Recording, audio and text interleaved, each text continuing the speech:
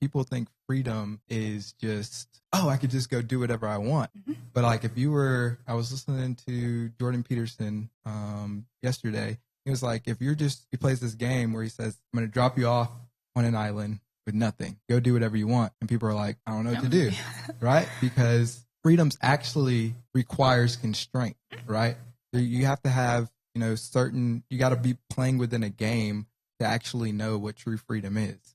And true freedom is being at the top of the game, basically winning the game, making the choices, doing the steps. That's why sports, especially the guys, is so attractive, because it's like, let me come up with the game plan to win the game, because winning the game is the freedom. That's what sets you free. And so that's all life is. And I think that's what Jesus ultimately displayed. It's like, no matter the circumstance, you have to you have to live out the purpose, your responsibility. You have to make choices that pinpoint right at that ultimate responsibility. His responsibility was to die on that cross, and he couldn't escape from it.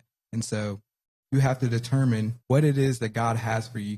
You gotta let that be revealed to you. So say, like for you, for instance, you want to share the gospel in like a media space like this. So you got to set a goal, and then you have to make those conscious decisions. Every decision that you make has to be towards that goal.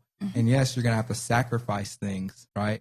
You're going to have to maybe not hang out with friends as much, or maybe do this, or spend a little more time on some things that you don't necessarily want to do to hit that goal.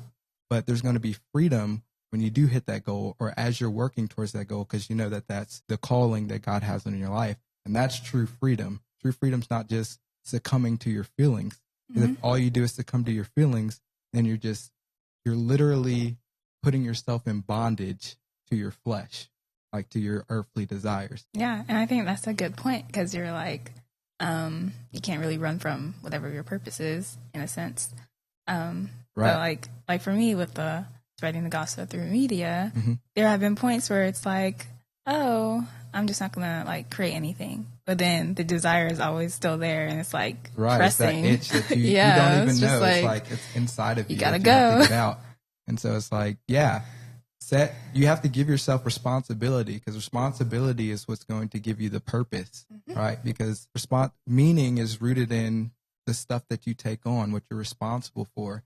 And so if you got something that's bubbling inside of you that you're like, man, I got to do this, right?